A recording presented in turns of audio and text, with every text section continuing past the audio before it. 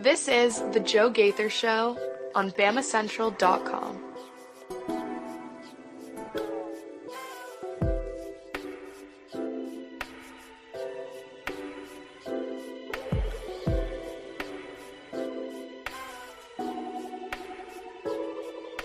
Good afternoon, Tuscaloosa. Internet world, West Alabama, how we doing today on this Wednesday morning? It is the Joe Gaither Show on Bama Central, BamaCentral.com. You're checking us out on the Bama Central YouTube channel. We appreciate everybody who is joining us right there, or you're checking us out on my own Facebook, Twitter, YouTube at Joe Gaither 6. You can join us in the comments section or on Spotify, Apple Podcasts, and Amazon. We appreciate everybody who's joining us on this Wednesday morning, as we hope you are starting your new year off great. We're here in the Derek Daniel State Farm Studios, live off of McFarland Boulevard with my friend Mason Woods. You can follow him at MAWoods_. He just got done typing out a piece for us at BamaCentral.com. We're so excited to bring you a show. Mason, first thing that comes to my brain as we're going through these intros at the beginning of the year, how long do you go saying, oh, get you to get off to a Happy New Year, get off to a good start for the first year? Your head's in the exact same place mine is, because I was so ready to ask you if you're a Larry David guy. And if you subscribe to I think he says it's like 4 days into the new year, that's the day you cut it off. You can't say Happy New Year anymore. We're done. Yeah, I think it's a bit on Curb Your Enthusiasm. Great show. If you never watched it, if anybody's never watched it, very hilarious. But yeah, I think you get 4 or 5 days into the new year, and then you got to cut it off, because after that, it's like, is it even the new year anymore? We're over a weekend. We are. Just trying to remind you, don't fall into those habits of 2024. My experience with this conversation goes to Dan Le Batard's show, and they have one of their talking heads gets irrationally upset if you wish it to him past a certain date. I don't know what the date is, but then he was like, you can say it to me once. Like, those are the two caveats. You can say it to me up to the 5th or whatever, but then he's like, but in between the 1st and the 5th, you only get it once. You can't say every time I see you every morning, hey man, Happy New Year. Hey man, Happy New Year. And he was like, you can't and so one of the guys was like, what if I don't talk to you till July? Or like what if I don't talk to you till June? Like, hey, how's your New Year? Happy New Year. Apparently, according to Larry David, we have until the 7th, so you get the first full week. That's on the same topic. I got show back up to Home Depot on Monday, and immediately get hit with the haven't seen you since last year. There's nothing worse than that joke right there. Just a swing and a miss on that one. All right, so I'm stumbling into the show today with that because we're recording at the time we should be recording, early in the morning. Not early. Everybody's been up working hard. Early for us sports folks, this is. Well, yeah. Well, for the people who have terrible sleep habits, it's not early at all. You, my friend, what time you clock in at Home Depot? 6 a.m. 5 a.m. Yeah, 5. So you get out of here early. We're doing fine. That was just a tangent that hit me right off the bat. Let's tell the people what we're actually going to talk about today, not the New Year's discussion and discourse. If you have an opinion of it, feel free, of course, jump in the comments. But I want to talk about 2 players who made announcements yesterday. Does everybody get a bleep announcement, Mason Woods? We're going to talk about an assistant coach who's joining the coaching staff, but not on the field. We're going to talk about basketball, Alabama basketball, going to South Carolina tonight. Miles Stute is going to be out of the lineup for the Gamecocks. But really, if you didn't pay attention to college basketball last night, that's A-okay. You were like, okay, I'm just going to get geared up for Alabama's game on Wednesday. That's when I'm going to plug into basketball. Look, buddy, Alabama's game to South Carolina didn't change at all based on the games last night, because obviously those 2 games didn't affect this game. But they should send a message to Alabama that there ain't going to be no off nights in the SEC on the road. Auburn squeaking out a win at Texas. Kentucky losing big. Tennessee losing big. So we'll talk about all that as more. But we got to start with football, because that's the bread and butter. That's what you guys pay for and subscribe for on the Joe Gaither Show on Bama Central and BamaCentral.com. So once again, we are live in the Derek Daniel State Farm Studios. We appreciate Derek Daniel for hosting us. You can call Derek and his team at 205-758-3391 for all of your insurance needs. Call Red Reese and Victoria. They're upstairs right now. They'll be there throughout the workday. You can reach them right there, 205-758-3391. You get you a quick auto insurance quote. You can compare it to your other, wherever else you have insurance. Take it to the wife, take it to the other people in the family, and you got a new kid getting a driver's license. You got to get them insured. You can call and shop around. Derek Daniel can help you. Call him at 205-758-3391. Call and see how much Derek can save you today. Hi, Mason Woods. I am on the on-duty spot yesterday for Alabama for Bama Central, and a couple good things happened. Nothing major, really. We spent a little bit of time with NATO. It's Katie Wyndham spent a little bit of time with the gymnastics squad and found out that one of their superstars is out for the year with injury, but I think they're expecting a big year. But we spent some time with NATO. It's Hunter DeCyber wrote something from that. Great job, Hunter. Well done. A+. You can read about that, getting ready for facing Nick Pringle again. Alabama's going to be facing Nick Pringle. Your second game in two SEC games. You're playing a guy from last year's squad. Should be interesting, but you can read about that. Then later in the day, you get the Instagrams, the Twitters. Jaden Roberts, big old muscle man, I'm back. And a little bit later, Keon Sabb with his pin letter, I'm coming back for my next year. And while I'm not unexcited, while I think that is great news for Alabama, woohoo, whoop-de-doo, roll tide, hang the banner, hit the horns, whatever you want to do. I think we have some horns around here, but does everybody get a bleeping announcement? You didn't go. The transfer portal window's closed, buddy. Look, Jaden Roberts, looking forward to you coming back healthy. Yeah. Keon Sabb, looking forward to you coming back healthy. Think you're both going to be great players. Mm-hmm.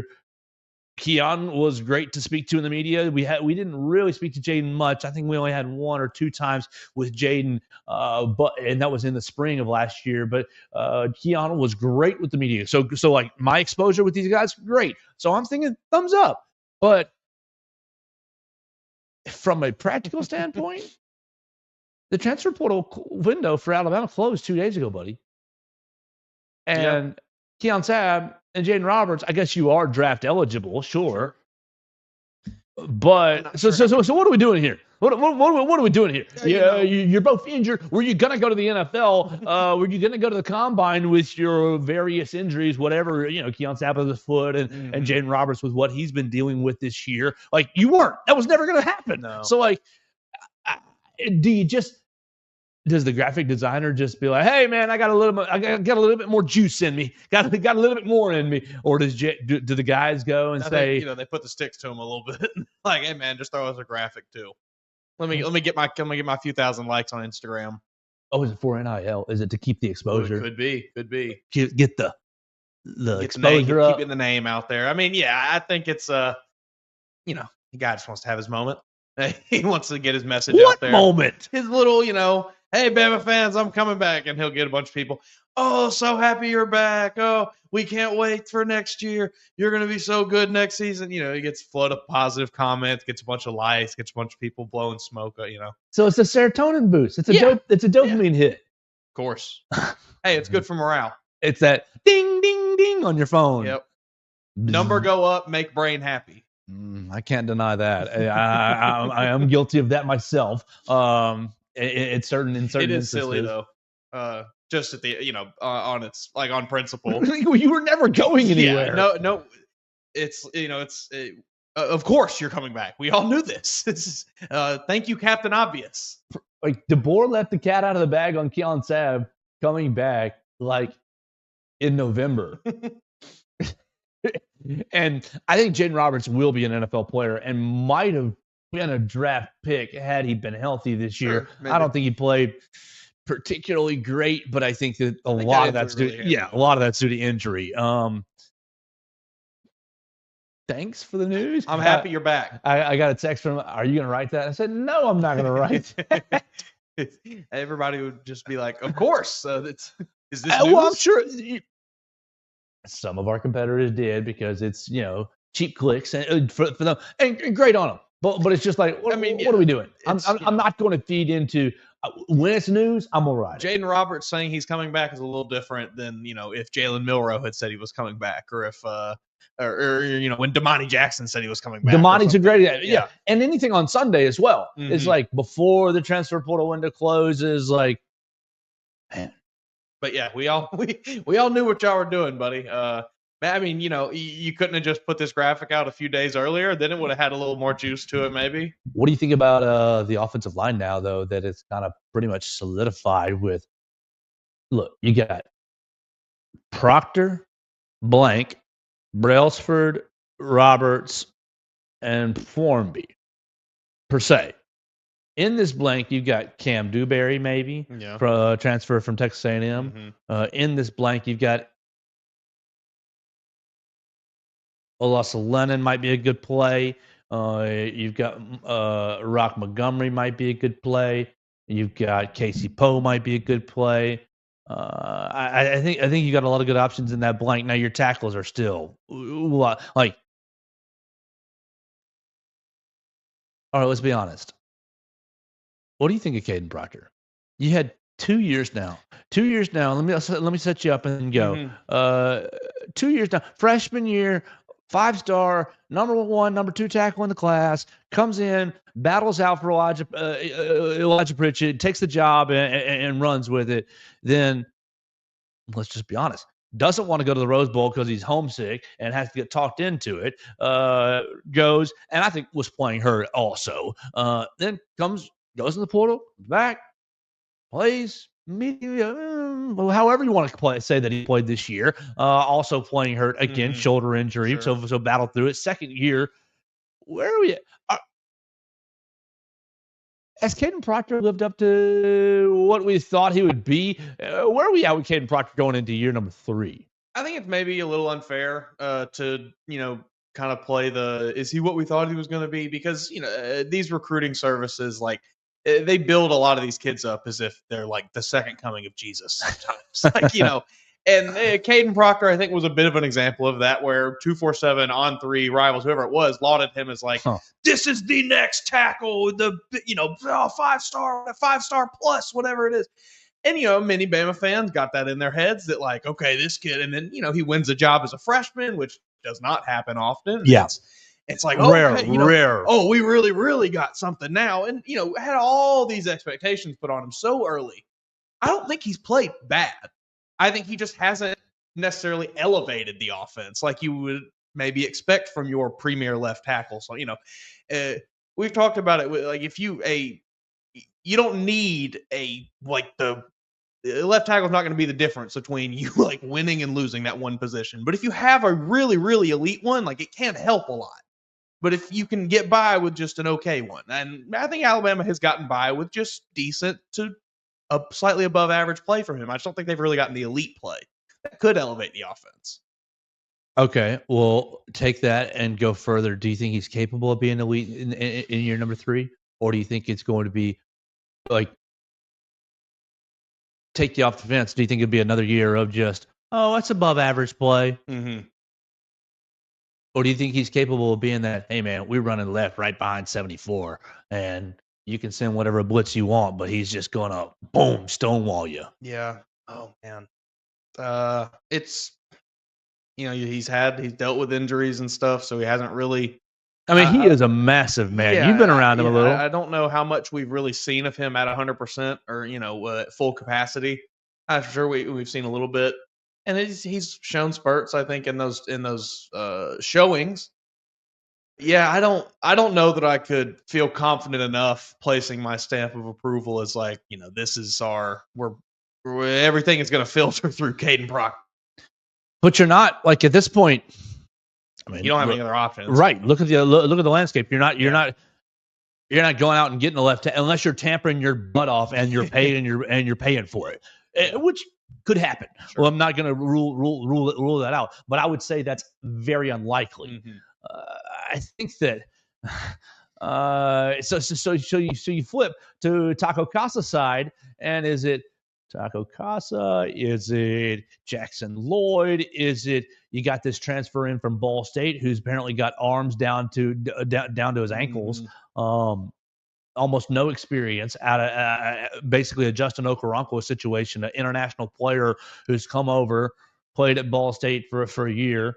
Like, what's the deal here? Is it Micah DeBose out of DeBose out of Viger, isn't he? The freshman, Mobile, yeah. What's the deal? I mean, I think if you can, because I don't think it's crazy to say that you had pretty, for the most part of the year, below average to just objectively bad to play from the right tackle position this season. If you can just get just any better there, it's gonna help out a whole lot.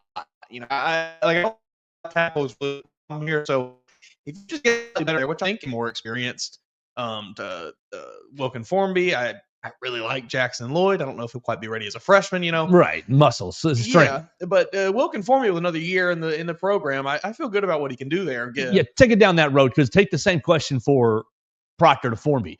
How confident are you in him? We saw what he was this year. Below average, struggled, tried hard, gave good effort, got better. Sure. How confident are you in 9 months that he will be even better, or will it be kind of the same version of, he's just going to always be fighting his butt off. He's always going to be kind of just hanging on. I mean, I think we will see an improved Wilkin Formby. I do. Now, I'm not going to sit here and say that he's going to jump from being maybe a C- this year to like an A+. But if he can get into that B- territory, I think you're feeling pretty good about the offensive line, and I think he can get there. I think he did show improvement this season. He was thrown out there early in the year, and it was like, this guy cannot be on the college football field. And then by the end of the year, he was serviceable, and that's not something to turn your nose up at. That's a pretty big step in a short amount of time. So give him a whole off season, and I feel good about his improvement. I feel better about him than I do Caden Proctor, strangely. All right, let's go to the other side of the ball that made an announcement. Keelan Sabb coming back. He's solidified. Like, come on. We knew this, buddy. We knew this like 5 minutes after you broke your foot at Tennessee. Now, hey, again, super great in the media. Very thoughtful answers, and apparently was a great leader. So I'm not trying to say anything bad about Keelan Sabb, the person, the player, at all. I just think it's a little silly to put the announcement out. I mean, I guess with him, he was viewed as a player who probably was going to be like he might have been a one and year done at Alabama, then go on. So maybe there were some rumblings that potentially, even though he got injured, there's still some NFL teams liking him, whatever. I don't really think there was anybody that truly thought Alabama was going to be losing Keelan Sabb next year to the NFL or even to the transfer portal or anything. So Bray Hubbard, Keelan Sabb, Xavier Mincy, Red Morgan. Who else? You got King Mack went portaling. That's fine. Who was the kid that you came? Cam Howard, the kid from Charlotte, Cameron Howard. Still has more time left. He did not go portaling. What other safeties do I have here? I don't care about the 25s because they're not going, because this room is stacked. Like you ain't getting on the field unless you are special. So really, it's Bray. I mean, your start. That's exactly right. Your starters are going to be Bray, Sabb, and Mincy. Red Morgan floating in here and there. With Cam Howard kind of jumping in and out. I really like Red Morgan. Dude, he's a dog. He's a banger. Yes. He's as a freshman this year, he was a little bit gettable on film. Like you could get him to bite on some stuff with that aggression, but when he did connect, he was an impactful tackler. We also have Draker Patrick Jr. Oh, come on. We can't forget about Junior. He's back there too. Junior's going to be a playmaker eventually. Yeah. I don't know when, and it may only be 1 year, but he's the type to stay here as long as it takes to get on the field, I think. And maybe I don't know that, but that's just my feel from him. It seems like. And I think he's going to eventually make plays here. He's going to want to say, "Yeah, I did it too in the number 21 jersey." I feel really good about this safety class or the safety room. It's a stacked room. All right, so woohoo! Roll Tide, Jaden Roberts, Keon Tab, everybody celebrate. Welcome everybody back. give them their flowers that they were looking for. Go to their social medias. Go Yeah, gas okay, them up. here's one thing that I find funny. And I'm guilty of it too sometimes. I try not to do it a lot. But Player X announces whatever. He's coming back. He's going to the portal. He's going to the draft. Anything. Doesn't matter. And the reporter like copies the post and posts it as their own and with their and I am guilty of it. Now that I'm saying this out loud, I need to just stop and I need to do it the right way. You just take players' post and retweet it instead of copying their as your own. It's so annoying. But like I'm gonna say this, I'm gonna look back through and it's gonna be like the last post. It's gonna be the very last post that I did. I'm sure. Oh, dude.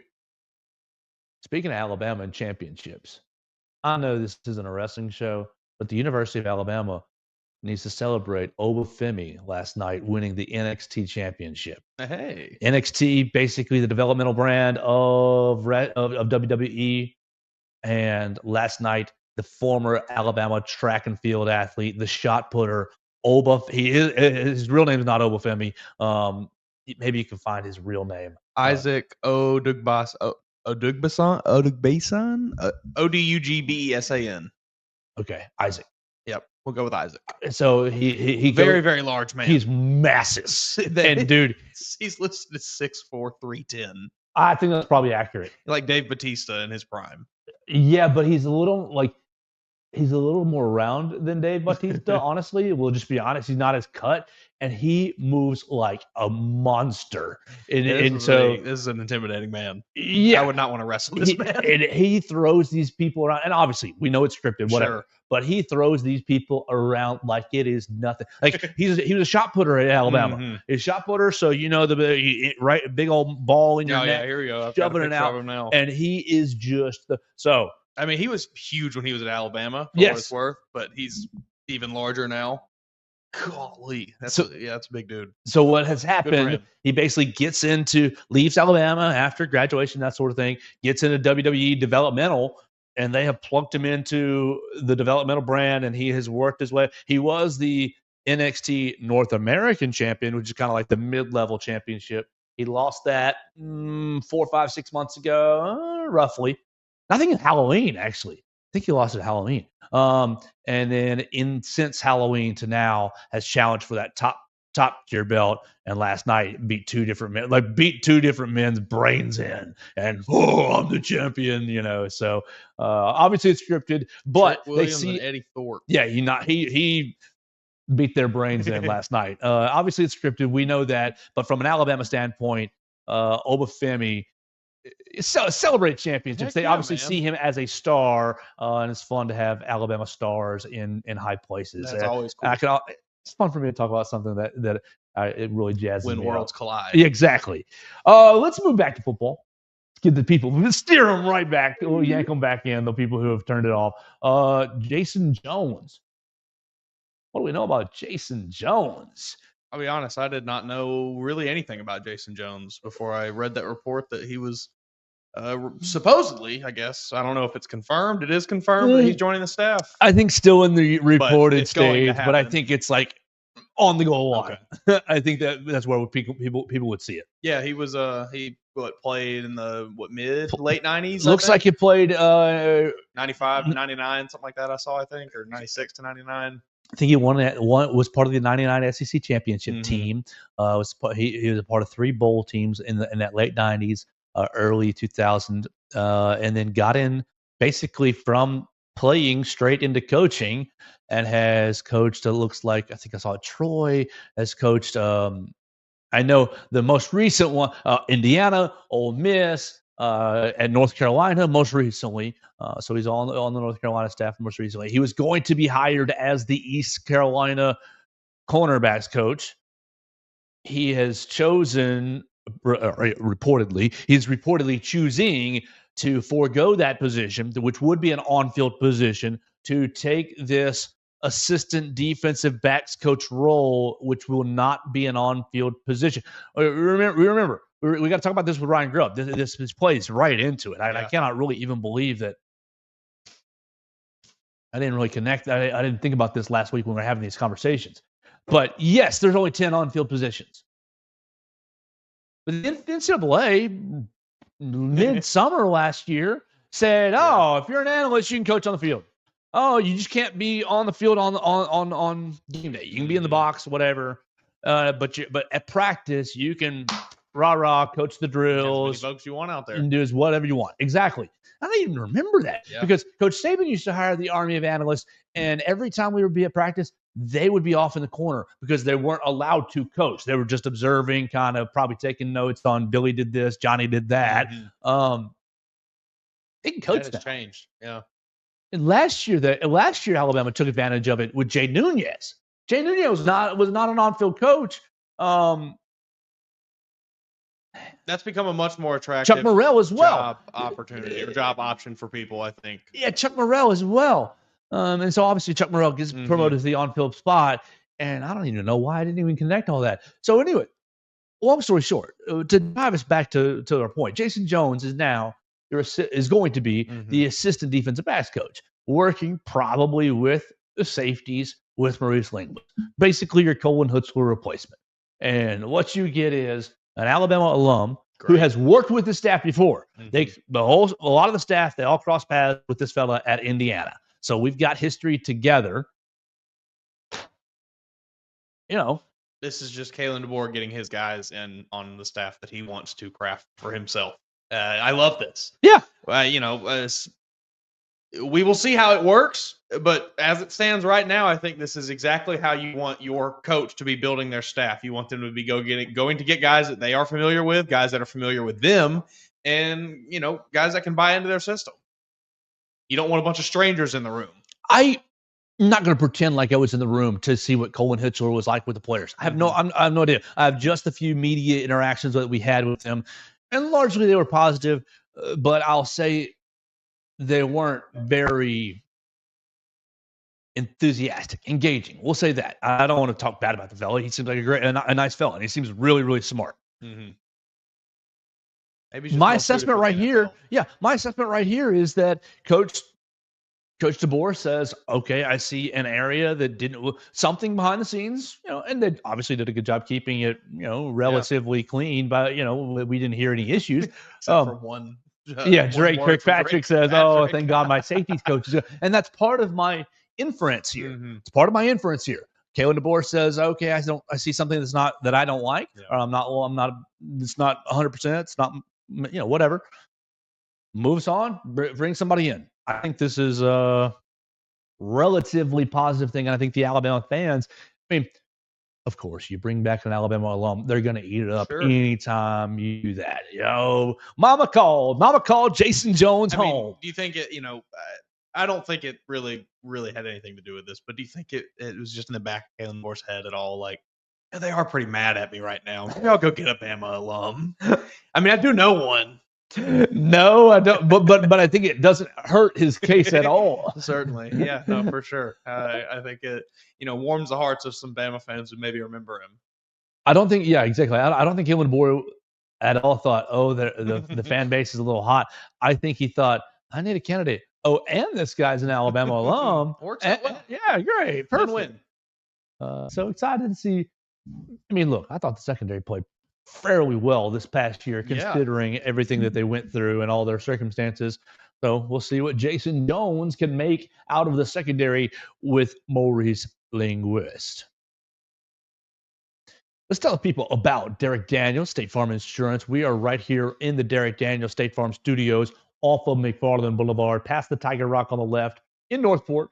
You can call us at 205-758-3391 for all of your insurance needs. Red, Reese, and Victoria, they'll be happy to take your call. They'll be happy to talk you through any auto insurance, any home insurance. You can get it on the phone with life insurance, all renter's insurance, really anything that you need in the insurance realm. The Derek Daniel family can help take care of you. Call them at 205-758-3391. They'll be happy to get on the phone and walk you through whatever you like.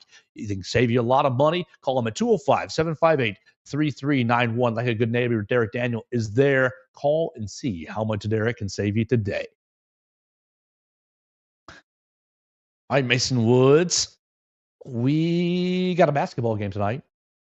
The Alabama Crimson Tide taking on South Carolina, 6 o'clock. Alabama, a 9.5-point favorite. No Miles Studi for the game for the for the Gamecocks. But before we look at tonight, you got to look at last night. You had the past dictates the future. The past dictates the future in a lot of realms. What lessons can we take from the past? You got out to a good start on Saturday. You whooped all kinds of Oklahoma tail at home. You're about to go on your first road trip. And boy, what can we learn from lessons around the league? Oh my gosh. Last night, dangerous on the road. Tennessee scores 43 points. 15 points in the first half.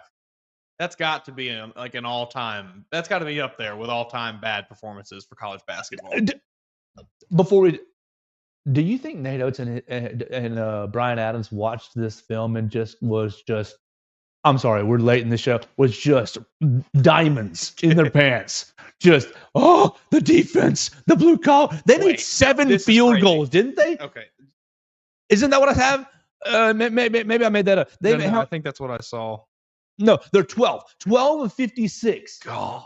12 made shots the entire game. It is worth noting that Tennessee did participate in the lowest scoring college basketball game of all time in 1973 when they defeated Temple 11-6. They were 15 of 25 from the free throw line. They're 4 of 29 from the 3-point line. Golly. So, I mean, is this even film that you can watch and really take value in if you're Alabama? Well, maybe sure. For Florida, I guess. But if you're watching to scout Tennessee, do you even take any value in this, or do you? A little, yeah, for sure. Yeah, you see what they did, and you see what they did. You see what it worked. Now, I didn't watch the game closely. Mm-hmm. I was viewing other programming. I see 12 of 56. They only turned the ball over 12 times. Tennessee. Yeah. So I am seeing maybe a very slow game, and that Tennessee didn't shoot well. Horrible shooting. And that's kind of maybe if you're Tennessee, that's what you chalk it up to. And if you're Alabama scouting from this, you say, hey, did Florida do anything to cause them not to shoot well, or was it just a bad night? Yeah. And maybe once you make that determination, you can decide if the film is valuable at that point. So it's dangerous on the road. Tennessee, number 1, falls, only scoring 43 points, but it stays dangerous on the road. Auburn goes on the road to play Texas, and they've been beating everybody's brains in. What were they favored by? Let's see what they were favored by. Auburn was favored. Oh, I don't have it right there. Yeah, I don't have it right there. But Auburn wins by 5. Auburn wins by 5. They go into half. They're 10.5. Okay. They're favored by 10.5. They win by 5. I know it's close there at the end because it takes some. It's a 83-78 right there with 50 seconds left. It's still a 5-point game. So basically, Texas is in it the whole way. Texas had a player. Shout out Arthur Kaluma. Yeah, exactly. 34 points, 12 of 16 from the floor, getting after it from the inside. I mean, Janai Broome as well. Janai is just such a monster. Janai, 20 points, 12 rebounds, 5 assists, only 1 turnover, 3 blocks, 2 player of the year. steals. That's your player of the year right there? Or is he going to get beat by Cooper Flagg? Yes, Janai Broome is the player of the year. Honestly, I think I'd rather him win it than Cooper Flagg. I don't know. Long-term player in college. I don't know that I can stand to watch just another, the big Duke guy just dominate college basketball again and be the talk of the town. I'd rather the older guy, the tenured college basketball star. Exactly. He's been here for a decade. He's got to get one. Exactly. All right, so Auburn wins. They pull it out. Great.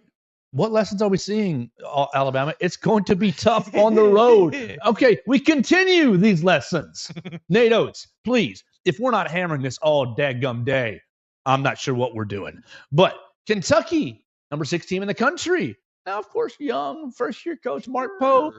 We go into Stegman Coliseum and lose 82-69. Never in the game. And you got jokers. Now, if this was my player, they'd fire me for slapping him.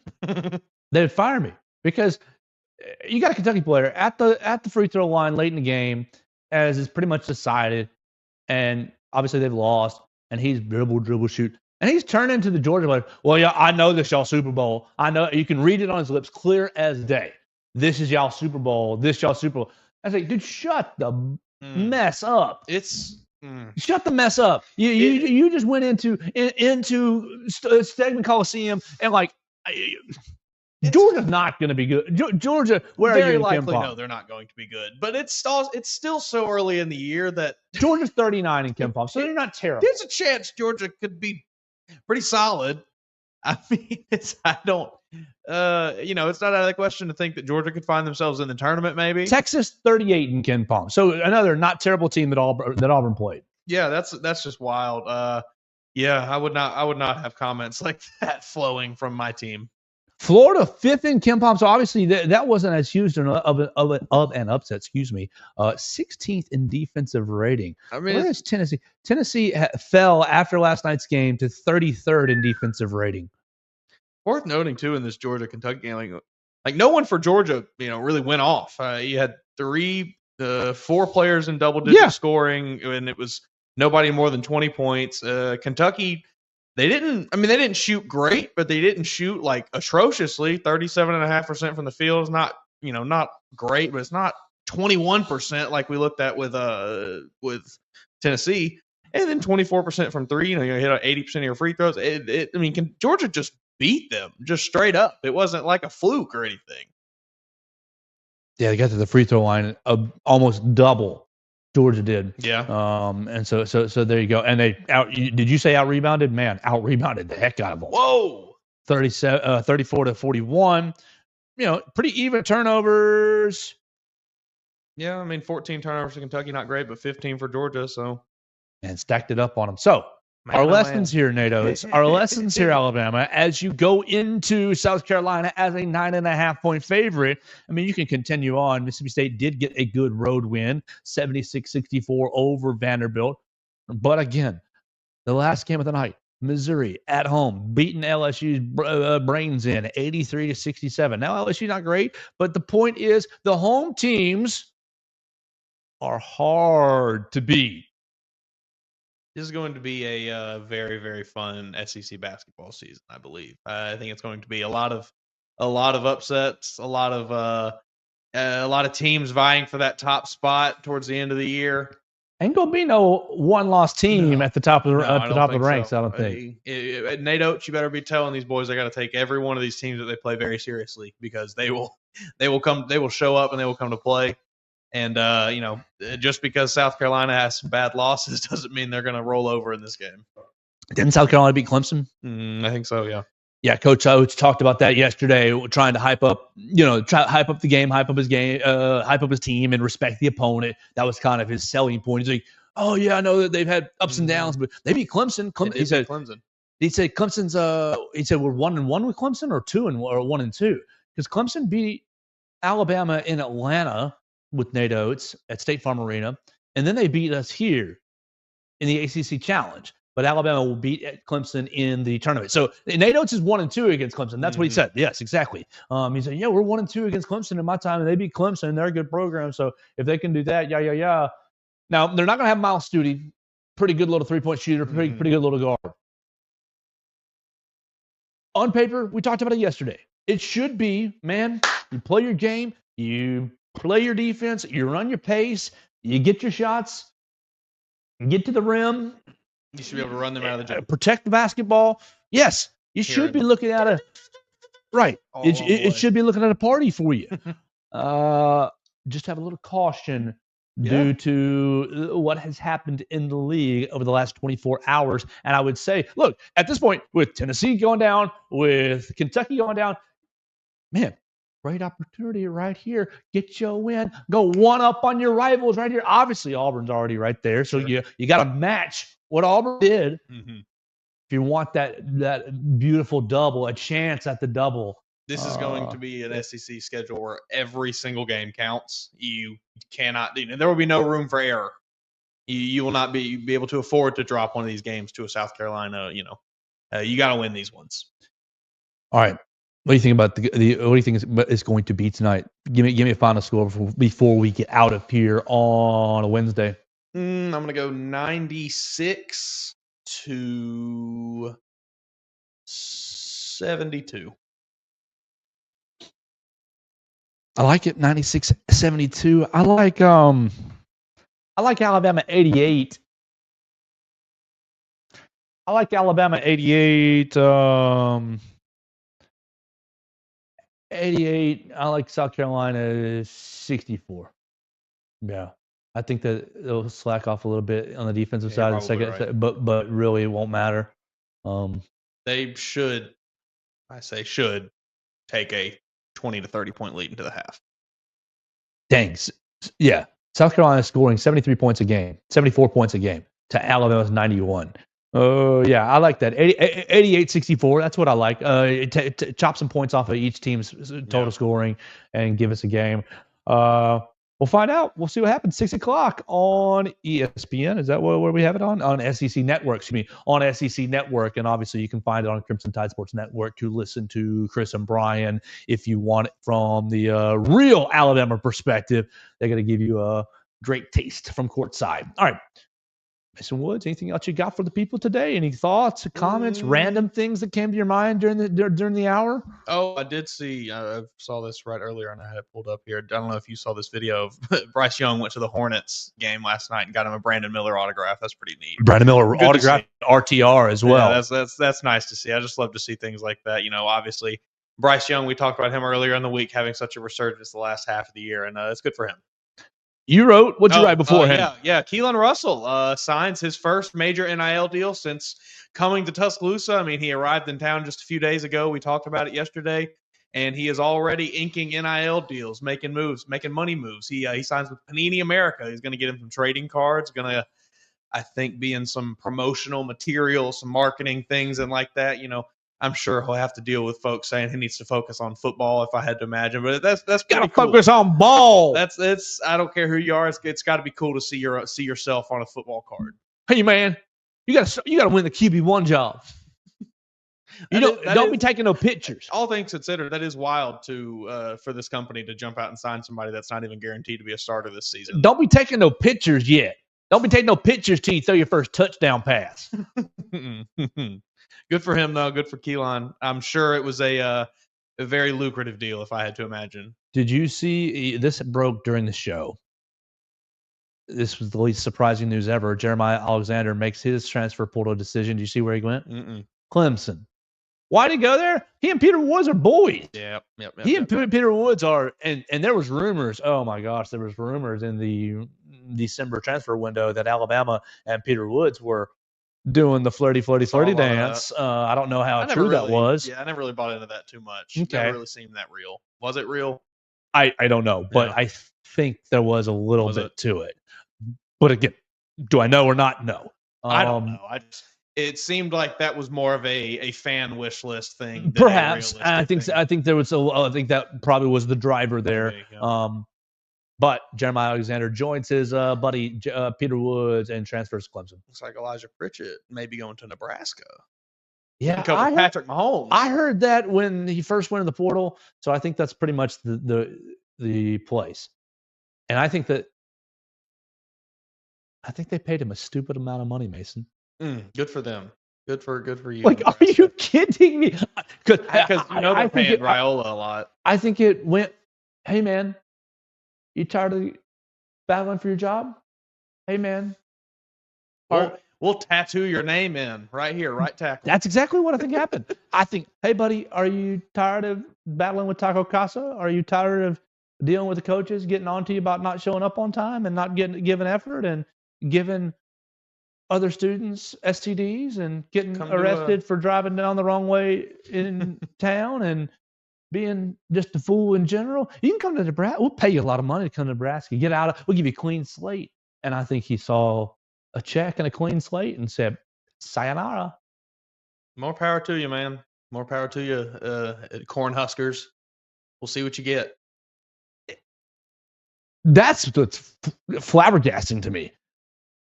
Like the market, I used to be such a man, it's going to figure itself out. The market's going to figure itself out. Everything's going to balance out. Give it some time. But when you're saying, hey, man, we need a right tackle. Who can we go get? And whatever money you paid this kid, it was too much. Mm-hmm. I don't get it. I don't understand it because, like, there is no valuation of, like, especially with a guy, like, I'm sorry, but I'll just be honest. A guy, we're late in the show. Who cares? If you get mad at me, leave a comment. The guy like Elijah Pritchett, who could be an All-American. I think he could be. Probably. I think he could be an All-American. Certainly has the physical prowess to do so. When his switch is flipped on and he is blocking his tail off and he knows his assignments and he's confident in his steps, man, that's an All-American. But he was one of the most volatile players on the team because he'd give you the worst effort in the world and be half-assing it. How can you pay for that? How can anyone pay for that? It is such a. And two, like, do you think are these coaches or these GMs, whoever it is, kind of making these deals? They know what's going on in Tuscaloosa, and are they calling other programs and being like, "Hey, man, how much y'all pay for your right tackle? How much you pay for your right tackle? Because we need to make an offer." They're all lying. Yeah, come on. They're all saying bleep off. I'm not going to tell you, or I'm paying $4 million. Yes. I'm paying $12 million. I'm paying. It is all so ridiculous. Again, all this to say, I've not seen any confirmation on an NIL deal. We don't know. It's just kind of things we maybe are. No, that's what I heard. Is that they tampered with him? And is that Nebraska said, "Hey, we'll parachute you on out of here we'll parachute you out of here for a deal." I would love to fresh start in the deal.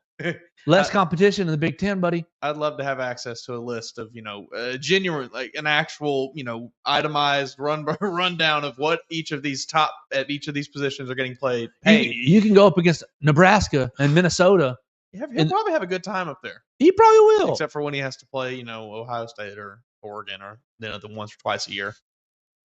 Actually, my bet is in those games he'll look great because he'll know this is my time. I got to flip the switch. Some team will fall in love with him, and he'll be like Isaiah Wilson. No, I can't say that about anybody. That's the worst draft pick of all time. I'm not trying to bag on anybody as they're going out the door, but the process of the market, the process of player movement is so messed up. If you want to transfer, fine. Cool. We didn't talk about this, but it's been a week or so now since I have that's the end of the show. Nobody really cares. Jim Mora, like 2 weeks ago, coming out saying, I've been in talks with my players to find out exactly who's tampering, and we will be coming after you. Name names. Yeah, like you did that and then didn't name anybody. Coach Bill Smith from Northwest University, from North South University, from East. Because I guarantee you, if you follow through on that threat, you're not going to get tampered with as much. But these coaches are just why they're not, because they want to be able to tamper themselves. Yes, exactly. And the issue is like the head coach. Probably not the one doing a lot of it. Exactly. The head coach can't say, Coach Bill Smith from East West University Tech is tampering with my quarterback, because he doesn't want to find out that lower level assistant coach Tom Jones, whoever, right? Mm-hmm. Tom Jones is calling, whoever from Western Carolina U, sure. Right? Because it's just a mess. It is. It's a complete mess. I don't know how to fix it either. I don't know, because there's not any real way that I can. Because the assistant coaches aren't like, the head coach takes that plausible deniability track of, if I don't know about it, if I don't know about it, then it's fine. Sure. I mean, if you were, I know the NCAA is never going to do anything, but say you were the NCAA and you had the opportunity to lay down some sort of rules, guidelines, whatever it is. I mean, how would you even go about policing? It's the portal, man. Because the portal, if you can just make get the portal less attractive, right? If you can get assets out of the portal everything that are useful to you next year, then of course, like, hey man, I want you, Mason Woods. You're the best center in the portal. You're the best center. You had a great freshman year. I'll pay you $3 million to come to my university to play your last 2 years before you go pro. You 1.5 a year, right? Basically, that's a good deal, right? It's a great deal for seems a center. Like pretty standard, right? But if I can, and then I get you for 2 years. Of course, I'm doing that all day. Yeah. I'm messing with you. But if you're a freshman, you just put on a great year, or shoot, whatever you did. Then you got to sit out. You got to sit out even 6 games. I don't know what it is. Like you just make like you say, oh, it's not fair to make them sit out a year. Okay, make them miss all of the spring practice or something. Some sort of sit out a significant amount of time to where they will not be able to just be thrown right into the lineup. Right. I think I still like the one-time transfer, but you get the 2 and 3 and 4. I agree with you. If that second time, if you're going to the transfer portal after the second time, buddy, you got to sit out a whole year. No, I agree with that. Because you shouldn't be able to leverage every. We're late in the show. You can't have a player make the catch on 4th and 31 and say, "Oh, look at my good play. I need a raise before I go play in an SEC championship game." What? What? Grave digger. No, you need to finish the rest of the season, and then we'll talk. Like, yeah, you can't have these kids.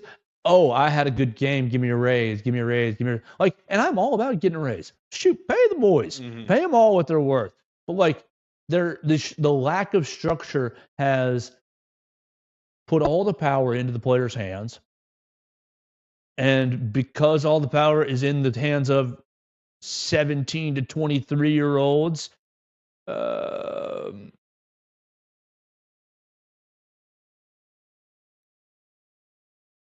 it's being wielded without any sense of responsibility, without any sense of any of repercussion, of consequence. Because and so, oh man, I'll transfer again, and I'll transfer again, and I'll transfer again. And like, sure, you may make a lot of money, and it might work out for you. 1 in every 2,500. I don't know. It's just icky. I'm all for it. Yeah, I'm all for empowering the players, but like you said, at this point they have all of the power, and that's not a recipe for a successful sports league. I mean, you look at the NBA kind of, I mean, it's apples and oranges a little bit, but they're partners. But yes, the NBA has basically just tanked in its national popularity in the last 3, 4, 5 years. And I don't know that that's necessarily correlated with the rise in player empowerment and the share that the players have in the say that the way things operate within the league, but it's there for sure. Those two things have both happened at the same time. So I don't know. Draw your own conclusions. I think that you have to have, I mean, you look at all these professional sports leagues, they all have players associations that are partnerships with the owners, and there's all healthy negotiations. We'll give this, we'll take that, we'll give this, we'll take that. You can debate whether things have gone too far. I know the NFL, golly, sometimes the product is not that good because they're not hitting each other as much in practice. And as you said, the NBA just takes like 4 or 5 weeks. Once you get past the first few weeks of the season, then they lock in. But those first few weeks are always a slog. But you at least have some semblance of structure in the like. I know my Bear season's over. We've got X amount of guys that are up for free agents and deals, and Y amount of money to go spend on free agents, and Z amount of draft picks to shop around with and use. Like, I know my assets. The Bears aren't calling me to donate $10 a month. I'll tell you that. I would be out on that deal. I promise you. They would be irresponsible with my money. Honestly, with the way the Tennessee Titans have handled things, I wouldn't be surprised if they start doing that. You're not signing up. Are you going to sign up for the Tighten Up NIL deal? No, I would not. No, I would go out of my way to actively encourage other people not to do it as well. I would campaign in the Nashville area, you screaming in the streets with a megaphone, "Do not give your money to Amy Adams Strunk." Who are y'all taking number 1? Are you drafting? I Cam would like Ward? to see a trade back. Thank you. I would like to see a trade back to about pick number 3, and then I would like to see either Tedoroa McMillan or Abdul Carter. McMillan's a wide receiver, right? Uh-huh. He's not going at 3. Is he? No, probably. You could probably go back to 5, 6, and get him. Okay. Because Abdul Carter looks like a monster. Abdul Carter is a top 3 pick, I think. That one I don't think you're getting if you get out of the top 3. You just want to suffer another year with Will Levis? Yes, I do. No, I mean I'll be fine with if they want to do that, sure. But I think the blueprint here. I think you sign you a mediocre veteran, you go sign you a Derek Carr, you go sign you a whoever. He'll get you to 6, 7 wins. That'll save you your job for another year, Brian Callahan. And then you go draft Arch Manning. You sell the farm to go get that number 1 overall pick in 26, and you draft Arch. Or if someone else presents himself as the top quarterback, I guess you take them. But it's looking like it's going to be Arch. They say Drew Aller is going to be that guy. I still don't see it. He made some nice throws in the playoff, though, but I still don't see it. Is he going to beat Notre Dame? When's the next bleeping playoff game? Is it Monday? I think so. The semifinals are Monday? Oh, my gosh. When you're out of it, you don't care at all. January 9th. So that's tomorrow. Yeah, tomorrow. Wow. Okay, sweet. So, yeah, Notre Dame, Penn State tomorrow. Ohio State, Texas on the 10th, following day. Thursday, Friday. Good to know. Hail to Notre Dame. I'm going to take Notre Dame. I think I read this morning that Jeremiah Love is expected to play, and I think that will not bode well for the Penn State Nittany Lions. 4 quarters of FU football. Yeah. I'm going to take Notre Dame. I think it'll be close.